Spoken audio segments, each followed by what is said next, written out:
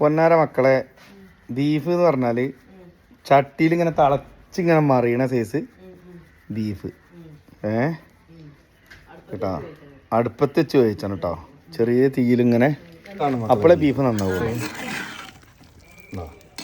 ചട്ടിയിൽ ഇങ്ങനെ ബീഫ് എന്ന് പറഞ്ഞാൽ ഇങ്ങനെയാണ് ബീഫ്.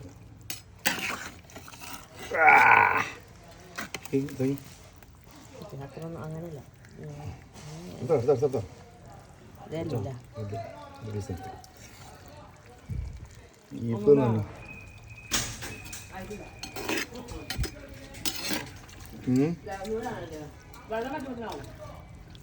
ആവണുള്ളൂ. വെള്ളം നല്ലോണം പറ്റണം, അപ്പോഴാണ് ബീഫിൻ്റെ ഒരു ഇത് കിട്ടുള്ളൂ. ഇതല്ലേ ഈ ചട്ടി ബീഫ്, മണ്ണിൻ്റെ ചട്ടിയിൽ ബീഫ് കൂടി വെക്കട്ടെ, ഇങ്ങനെ കിടക്കട്ടെ കേട്ടോ. ഓക്കെ.